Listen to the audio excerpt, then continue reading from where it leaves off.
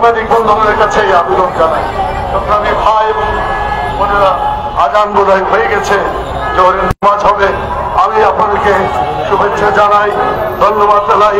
আমি ইতিমধ্যে একজন উচ্চ কর্মকর্তা বর্তমান সরকারের গতকালকে আমি কথা বলেছি, তিনি আমাকে আশ্বাস দিয়েছেন যে তিনি প্রধান উপদেষ্টার কাছে গিয়ে কথাগুলো বলবেন, এটা বাস্তবায়ন করার চেষ্টা করবেন। আমি আশা করি সরকার যদি আন্দোলনের মাধ্যমে এটা পূরণ করে আলহামদুলিল্লাহ, আর যদি এর চাইতেও কঠিন আন্দোলন তারা যদি চান সেটাও জনগণ করতে প্রস্তুত আছে। সেজন্য আমি আমার বক্তব্য এখানে শেষ করতে চাই।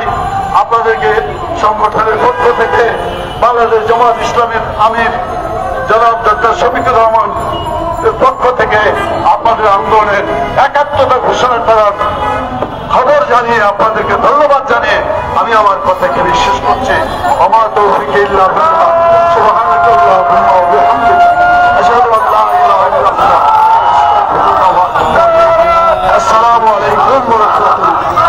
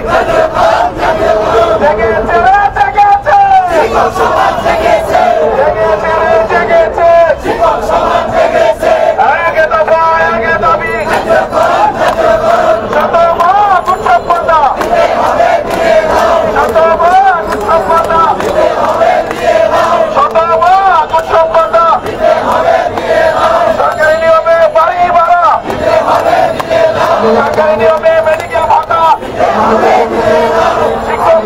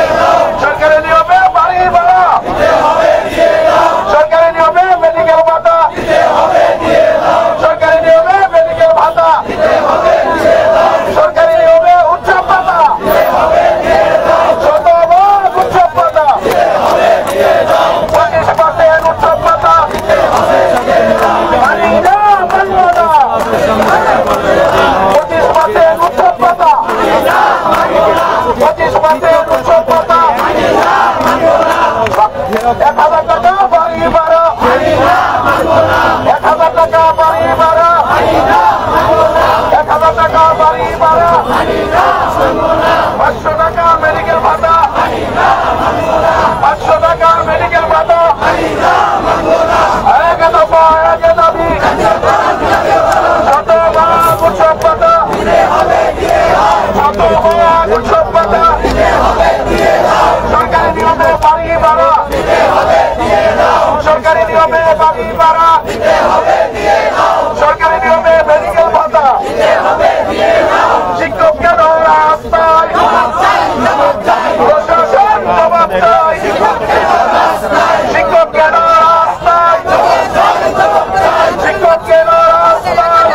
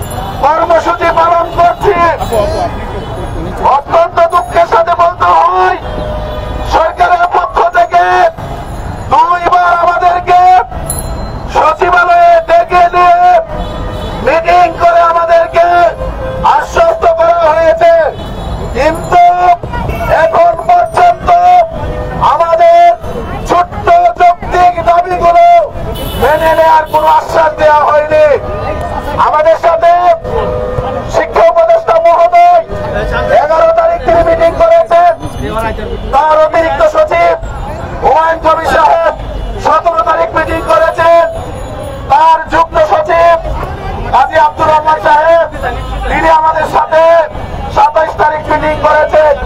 তারা মিষ্টি মিষ্টি কথা বলে শিক্ষকদেরকে ধোঁকা দিয়ে বিদায় করতে চায়।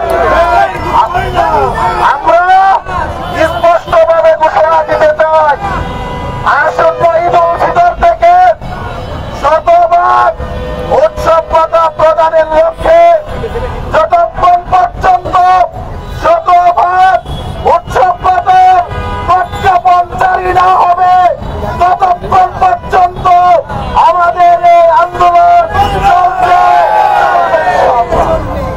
উপদেষ্টা মহোদয়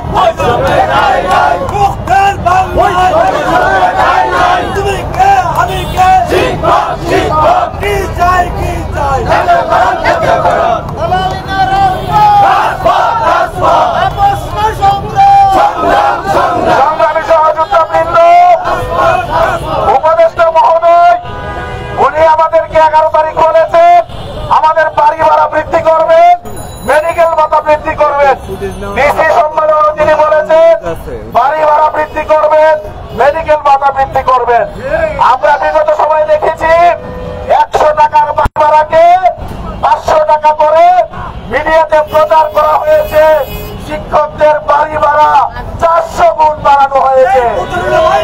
আমরা আশঙ্কা করছি এই শিক্ষা প্রশাসন আমাদেরকে ফাঁকি দেওয়ার জন্য তারা ষড়যন্ত্রে লিপ্ত রয়েছে। আমরা স্পষ্ট ভাষায় বলতে চাই, আপনি বাড়ি ভাড়া কতটুকু বৃদ্ধি করবেন, মেডিকেল ভাতা কতটুকু বৃদ্ধি করবেন, যদি এটা স্পষ্ট না করে আমরা প্রয়োজনে আমাদের এই আন্দোলনকে পুরো রমজান জুড়ে চালিয়ে যাব। আমরা ইতিমধ্যে সিদ্ধান্ত নিয়েছি, যদি শতভাগ উৎসব ভাতা প্রজ্ঞাপন জারি করে আগামী ঈদ উল ফিতর থেকে এমপিওভুক্ত শিক্ষকদেরকে শতভাগ উৎসব ভাতা প্রদানের প্রজ্ঞাপন জারি না করা হয়, আমরা আগামী এসএসসি এবং দাখিল পরীক্ষার কোন দায়িত্ব পালন করব না। আমরা আরো সিদ্ধান্ত নিয়েছি, যদি আমাদেরকে শতভাগ উৎসব ভাতা প্রদান না করা হয়, আমরা পুরো রমজান এখানে কাটিয়ে আগামী ঈদ উল ফিতরের নামাজ মাননীয় প্রধান উপদেষ্টা ডক্টর ইউনূস মহোদয়ের বাসভবন যমুনার সামনে আমরা করব।